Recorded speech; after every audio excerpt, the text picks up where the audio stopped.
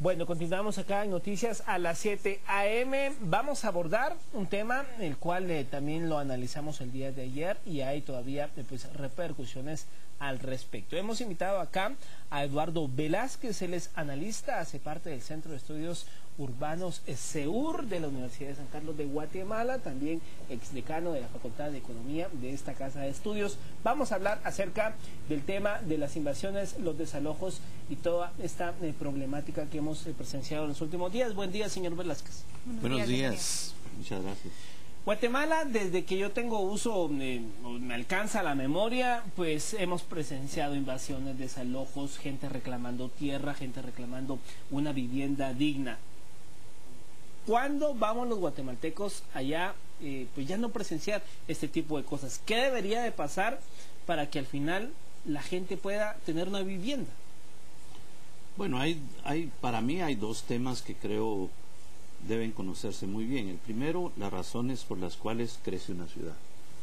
Las ciudades crecen por dos factores. Uno, el crecimiento vegetativo natural que en términos demográficos una ciudad tiene, es decir, la gente que ahí vive se reproduce y en consecuencia crece la población urbana de esa ciudad. Y el otro tema es el saldo migratorio. El saldo migratorio no es más que la diferencia entre los que inmigran y los que emigran de la ciudad, es decir, entre los que llegan y los que salen de la ciudad. En el caso de la ciudad de Guatemala, yo les diría que a partir de los 40 se empieza a darse un proceso migratorio del campo a la ciudad que nunca fue en realidad masivo, pero sí, digamos, representó alrededor de un 40% del crecimiento de la ciudad. En el primer periodo en el cual la ciudad crece mucho, entre 1950 y 1964 la ciudad de Guatemala en realidad duplica su población. Y después de ese año, pues ustedes saben, la ciudad no ha dejado de crecer, tanto que ya ahora la ciudad de Guatemala no solamente es el municipio de Guatemala, sino el área metropolitana, digamos. Entonces, esto dicho, quiero pues hacerles ver a ustedes que de acuerdo a nuestra historia urbana, ha habido desde los años 40 invasiones. Uno de los primeros fue el del barranco continuo a la Barranquilla, en donde se construyó el Estadio Mateo Flores, ¿verdad?, que fue conocido en su momento como el asentamiento, ¿verdad?, de la Limonada, ¿verdad?, que fue uno de los primeros invasiones, digamos, que se dieron. Desde entonces, en realidad, el número de personas que fluyen hacia la ciudad capital en ese proceso migratorio que les describí no ha dejado de suceder. Y en consecuencia, también son personas que migran del interior de la República hacia la capital, en muchos casos porque no tienen, digamos, los recursos de vida para poder hacer la vida en el área rural.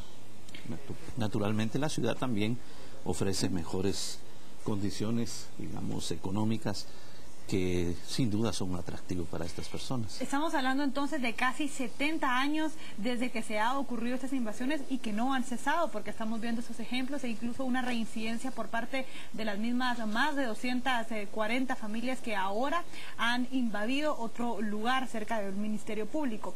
¿Qué hay que hacer para que estas invasiones cesen ya? Porque por un lado está, es cierto, la condición en la que se encuentran estas familias, pero por otro lado está también el respeto a los derechos de propiedad. Sin duda, miren, uno de los conflictos básicos que la sociedad guatemalteca tiene que resolver y al final entender es que el Estado también tiene que jugar una política muy clara respecto a esto. Estos fenómenos, se pueden imaginar ustedes, no son exclusivos de Guatemala, sino han pasado en muchos otros países latinoamericanos especialmente, y en el mundo en general. Las ciudades han crecido por los factores que hablamos. Pero, por ejemplo, en el caso nuestro, uno de los elementos que los acuerdos de paz hacían énfasis era precisamente en que el Estado debía tener registrado, ¿verdad?, todas las propiedades estatales y todas las propiedades municipales en el país. Realmente el Estado no sabe cuáles son tierras del Estado, no tiene conocimiento exacto de cuántas tierras tienen municipales, etc. Y esto ha propiciado la apropiación indebida de muchas propiedades estatales y municipales por gente que tiene poder, sean alcaldes, sean gobernadores, sean gobernantes del Estado, digamos, a nivel nacional. Y en consecuencia, este aspecto de los acuerdos de paz no se consideró ni se ha considerado en serio. Entonces realmente el Estado, ustedes saben, unas personas que están invadiendo, muchas de ellas tienen necesidad sin duda, ¿verdad? No tienen dónde estar, ¿verdad? Y entonces el Estado bien podría organizar una política pública en donde, teniendo pleno conocimiento de cuántos son, de dónde vienen, etcétera, puede, ¿verdad?, organizar cesiones de terreno, ¿verdad?, para que estas personas puedan vivir ahí. Sin embargo, como les digo, como no tiene un catastro al centavo, digamos, de cuáles son sus tierras, entonces, y sus propiedades, entonces poco puede hacer una política clara en ese sentido. Ahora, también quiero resaltar un hecho, ¿verdad?, que ustedes deben conocer. Y es que muchas personas, digamos, a pesar de que tienen ya un lugar donde vivir, ¿verdad?, se mantienen en el negocio de invadir. Exacto. Sí, eso es muy cierto. Y se habla de personas que incluso reinciden en distintos lugares que pretenden llegar a invadir. ¿Y por qué lo pueden hacer? Es la pregunta. Lo pueden hacer porque el Estado no tiene ningún control sobre eso. No tiene un catastro, ¿verdad? No sabe, mira, esta persona ya se le dio en tal lugar, no se le puede dar otra vez, ¿verdad? Entonces, ese es el tipo de política que no se ha tenido. Además, yo les diría uno de los temas que es fundamental. Ustedes saben que en el mundo capitalista y en términos de la vivienda, si uno tiene ingresos suficientes para comprar mansiones, no tiene problema porque el mercado se lo resuelve a uno. Yo tengo ingresos suficientes para comprar una mansión, digamos, en la salida de El Salvador, entonces pues simplemente la pago, ¿verdad? Y ustedes saben que las ofertas del sector inmobiliario también están en función del precio y del poder adquisitivo que tienen los demandantes.